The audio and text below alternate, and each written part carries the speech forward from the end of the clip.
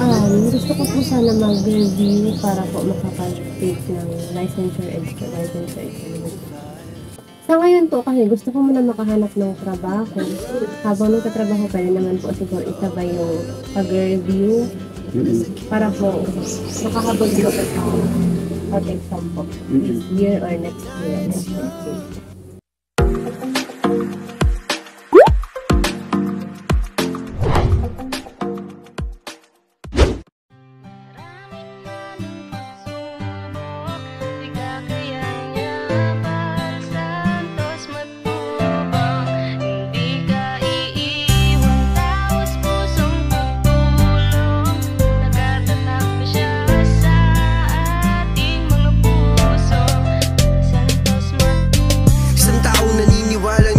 Kailangan natin ng pagmamahal, tunay na walang katulad. Nag-iisang Kuya Bal, marami pa natutulungan at habang tumatagal lumalawak ang paglingap, biyayan dala-dala at hindi na mawawala. Ikaw lang ang nag-iisa, Kuya Bal, walang katumbas ang dinulot mong saya sa mga taong tinulungan mong hindi naging iba. Itinuring silang kapamilya kahit di mo kadugo, ginabayan, inalalayan mo sila ng totoo. Tunay na walang katulad, kaya ka pinagpapala. Sana ingatan mo pati ang kalusugan mo. Ikaw ang liwanag sa dilim at sa kanila naniwala. Kuya Bal na walang sawang tumutulong na may pag-usa. Di namin malilimutan mga mabuti mong gawa. Nakasubaybay kami lagi na handang tulungan ka. Maraming man ang pagsubok, di kakayanin niya bang santos matubang. Hindi ka iiwan, taos pusong pagtulong. Nagkatatak na siya sa ating mga puso. Ng santos matubang. Napakasaya sa damdamin na merong kagaya niyang may busilak na puso. Para santos matubang, di malilimutan ng mga taong kanyang tinulungan. Patuloy pa rin sa kanyang adikain na nasimulan upang lalong palawakin. Lingap sa may hirap na minahalang karamihan. Siya ang ating sandigan, maaasahan. Hindi ka pababayaan, bukas lagi ang kanyang pintuan. Ayan mga kalingap, nandito na tayo kay Jonabel at Gina. Ayan, at kasama natin ngayon, ang cameraman natin ay si Kalingap Fair. Ayan, yung ating therapist. Kaya mga kalingap, mga kababayan, meron pa tayong isang kasama, si Winslaw Vlog. Ayan. Siya rin po yung ating guide dito sa mga lugar na napupuntahan natin dito sa mga barangay dito sa Dunsol, Sorsogon. Ano? Kaya mga kalingap, mga kababayan, tara, samahan nyo kami at para makausap natin alinman sa magkapatid na to. Let's go. Ayan, dito tayo kay Jonabel. Hello ate, good morning. Hello po. Ayan. Kumusta si ate? Okay lang po. Okay lang. Ayan, ate Jonabel ba? Tama? Opo. Isuot itong mic ha.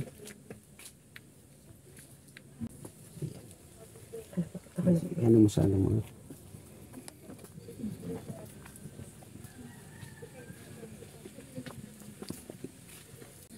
Ayan, kumusta si ate Juna?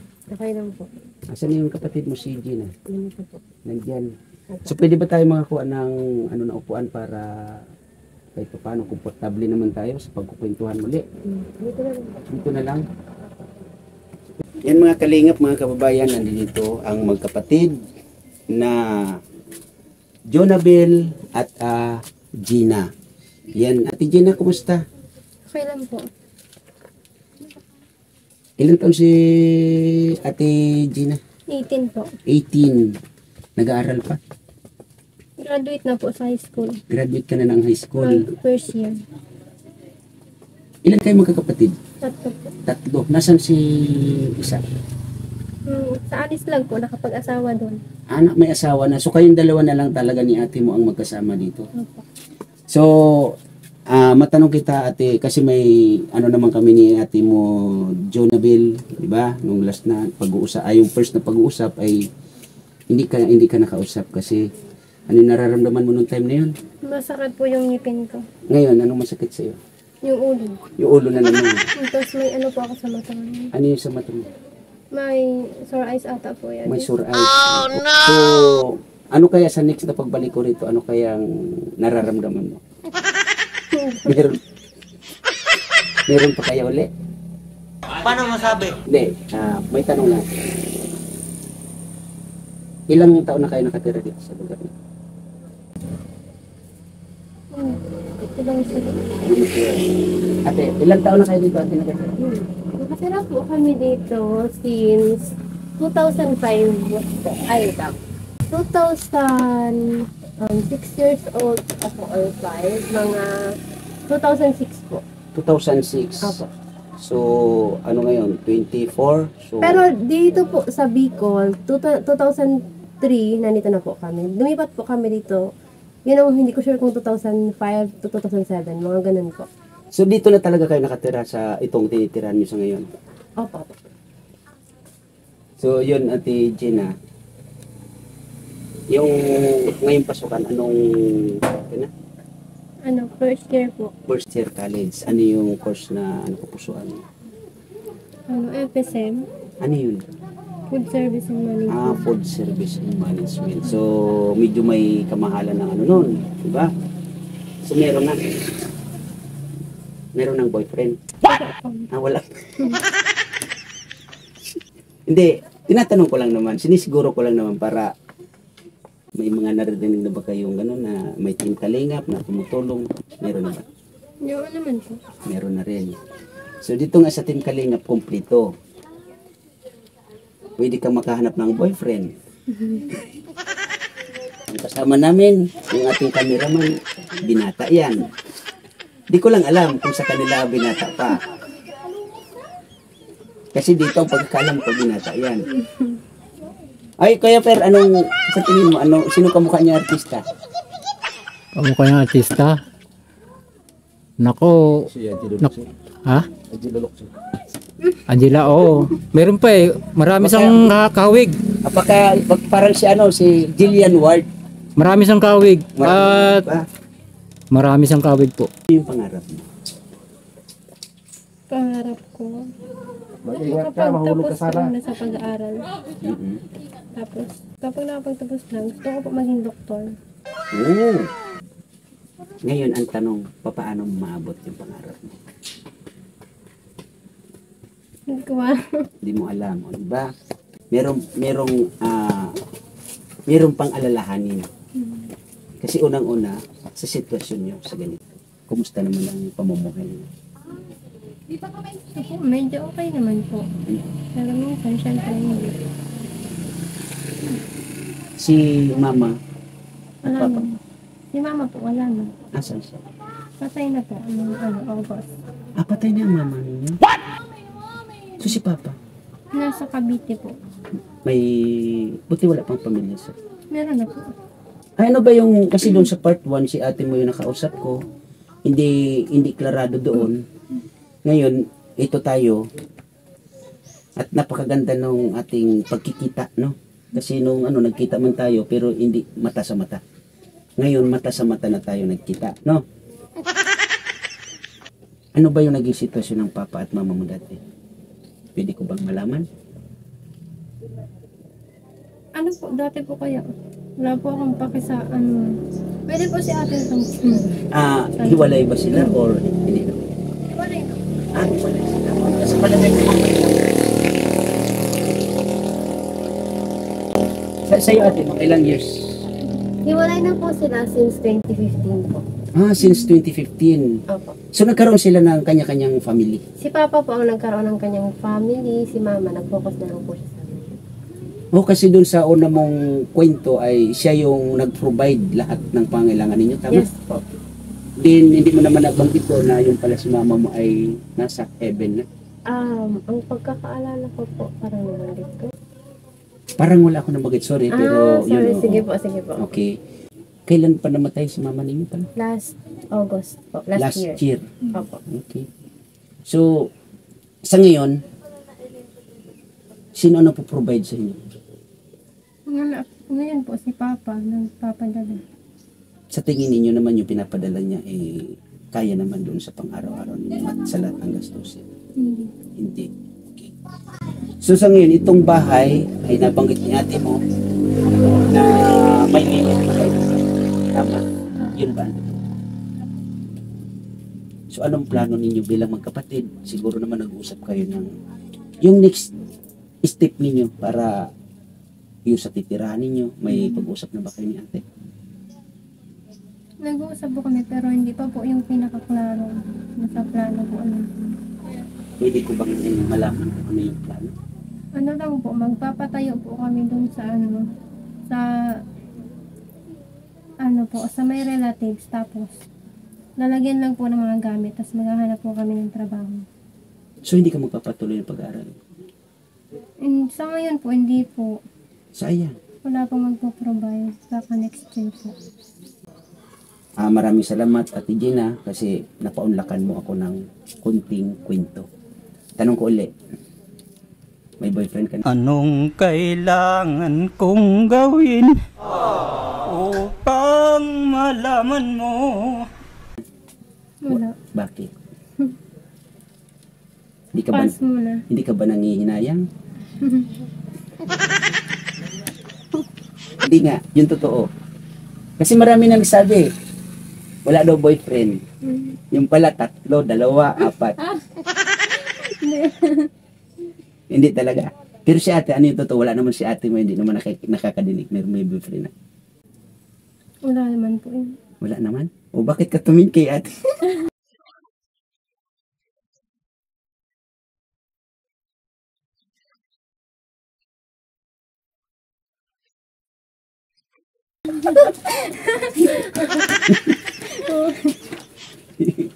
Oh, di ba? Yan mga kalingap, mga kababayan, na-scout natin itong magkapatid na to sa sitwasyon nila na ganito. Hanggang kailan yung limit ng bahay nyo dito? September po. This year. O, di ba? So yun ang plano sa relatives ninyo, pwede kayong magtayo doon. Ang problema, yung pagpapatayo. Diba? Kung wala kayong 50,000 or 100,000, hindi kayo makapag-provide ng bahay, no? Pero tama yung mo na kung po pwede study first. Yung inyong sarili mo na ang pangalagaan ninyo. Kasi ang pagbo-boyfriend, nandiyan lang yun. Pero meron na nakatingin. Meron na nakatingin. Ang akong crush murag basa, ako'y ni para pero lahi ang nisaka. Dumating na parang ihip ng hangin. Pero may nagpaparamdam. Meron naman po. Ilan? Hindi, pinapatawa ko lang kayo. Ha? Yun nga, nakuha namin na balikan kayong magkapatid kasi merong konting regalo si Kuya Bal Santos Matubang. Ngayon pa lang, meron na siyang mga pahatid na regalo sa inyo. Okay? Wait lang, kunin ko muna.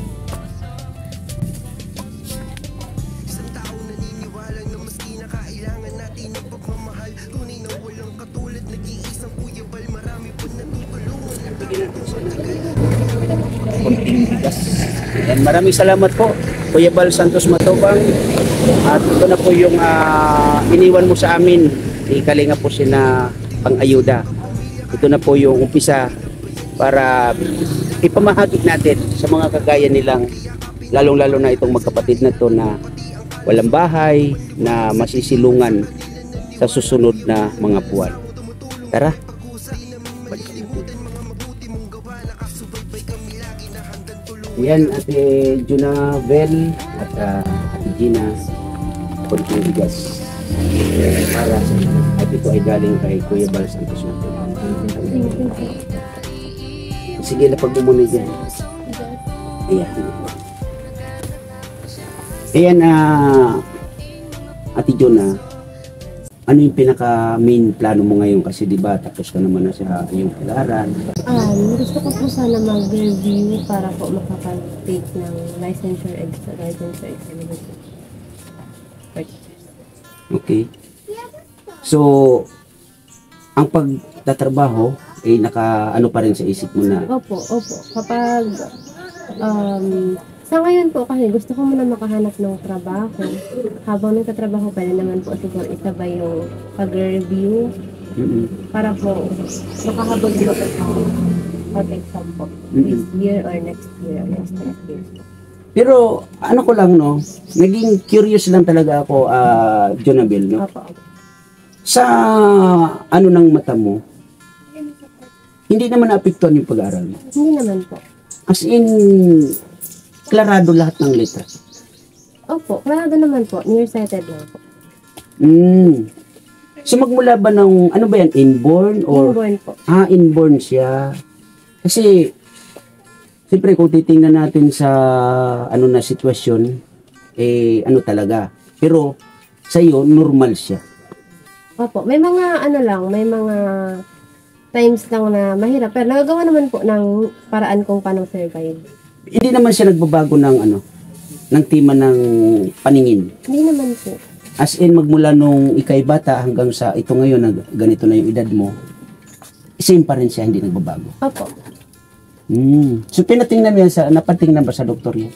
Ang alam ko po, nakapagpa-check up kami sa eye specialist ng bata pa po. Pero hindi ko po sure kung ano yung naging findings. Yun din po yung isang gusto kong mangyari ngayon, makapagpa-check up po sa eye specialist. Then, makapagpadalamin daw na sa akin. Kasi dati may salamin po ako, pero parang hindi po siya angkop sa grado po ang kailangan ko.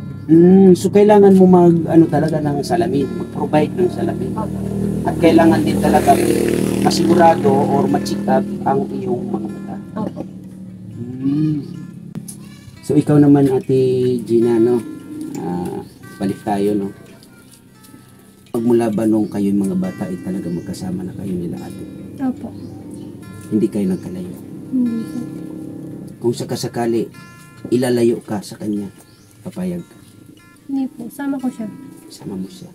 Ano ba yung nag-asawa? Panganay or... Sunod po sa akin. Balay na sa gitna. Opo. So, kailan pa siya nag-asawa? Matagal na po, 2019 niya. Ay, May anak na rin. opo, may anak na po. Yung anak niya ngayon is 2 years, magti-3, Magti 3 years old. Okay. 2020. So, talagang kayo na lang talaga ngayon na magkatuwang, magkapatid. Okay. Kaya para sa iyo, hindi mo kayang iwanan si ate mo ng ganun-ganun lang. Paano yan pag nag-asawa si ate? Anong mararamdaman mo? May ano po na malungkot, pero maging masaya din po ako kasi magkakaroon na po siya ng sarili niyang pamilya. Very good. Yan ang tinatawag na pag-uunawa. Yung hindi makasarili. Kung ano yung kaligayahan ng kapatid, kailangan ibigay. Ay pag halimbawa naman, ikaw yung mauunang mag-asawa, ano naman mararamdaman mo kay ate kung maiwan mo siyang walang asawa? Kasama ko yan. Kasama mo pa rin, diba? Gaano mo kamahal si ate? Sobra. Ikaw ate, gaano mo kamahal si Gina? Siyempre po, sobra din po. Diba? So, yun mga kalingap, mga kababayan, ito na, nabalikan natin itong magkapatid. At kung sino man po yung gustong tumulong sa kanila, nandito po ang inyong lingkod para ipahatid po sa kanila. Kasi yung sitwasyon nila sa ngayon ay talaga nakakahawa. Yun nga, ang talagang pinoproblema nila sa ngayon ay yung kanilang titirahan kasi may limit na, kumbaga, na hanggang, September? Hanggang September na lang. Grabe, no? So, yun, maraming salamat po sa lahat ng mga nandito sa aking premiere, sa mga nanonood, sa mga nag-stay, maraming salamat po sa inyo, no?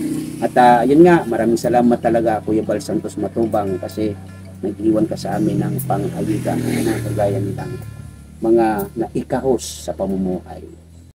Yan, supportan po lagi natin Kuya Bal Santos Matubang at Eden Vlogs Kalinga Prab. At shoutout sa lahat ng ambassador Kalinga Pusi, Ambassador Kalinga Mick, Ambassador Joey the Great at Ambassador J. Morelo Vlogs. Ayan, shoutout din sa lahat ng Deputy Kalinga Lydia, Deputy Kalinga Agnes at sa mga deputy ng Katarman Samar. Ayan, maraming salamat po sa lahat, Ate Lorraine Moto, Ate Irene DB, Miss Yai, Ma'am Jean Estordiban, Ate Marie Istanbul Turkey, Ate Dol Dumundon, Ate Joy Meet, Miss Bais Joy, Ma'am Ana Kuruda, at shout out sa lahat ng team Kuruda.